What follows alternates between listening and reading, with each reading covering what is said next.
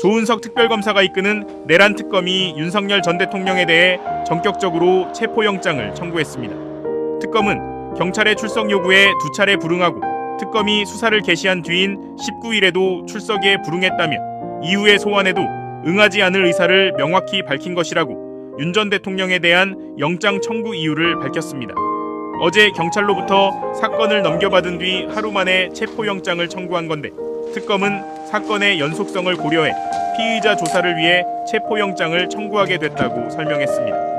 윤 전 대통령은 올해 초 자신에 대한 공수처와 경찰의 체포영장 집행을 방해한 혐의로 경찰 수사를 받아왔고 3차례 소환 통보에 모두 불응했습니다.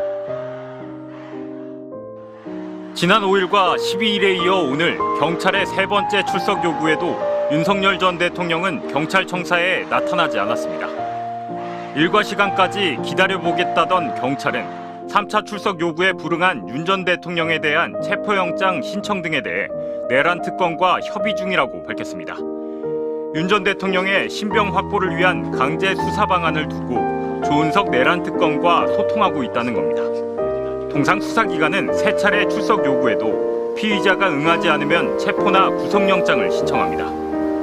따라서 경찰이 특검과 협의를 마치는 대로 곧장 영장을 신청할 가능성도 있습니다. 영장은 서울 서부지검에 신청할 것으로 보입니다. 경찰은 경호처의 체포방해와 군사령관들의 비화폰 정보 삭제 등에 윤 전 대통령의 지시나 관여가 있던 것으로 의심하고 있습니다. 두 혐의 모두 재판 중인 내란 혐의와 별개여서 윤 전 대통령에 대한 추가 구속이 가능한 사안입니다. 경찰은 그간 대면 수사가 필요하다고 여러 차례 밝혔지만 사건을 바로 특검에 넘길 수도 있습니다. 내란 특검이 김용현 전 국방부 장관을 기소하며 본격 수사에 착수한 데다 경찰도 수사관 31명을 특검에 파견하기로 했기 때문입니다. 윤 전 대통령은 경찰에 나가 조사받을 수 없다며 버티면서도 필요성이 입증되면 서면 조사나 제3의 장소 조사에는 응하겠다고 했습니다.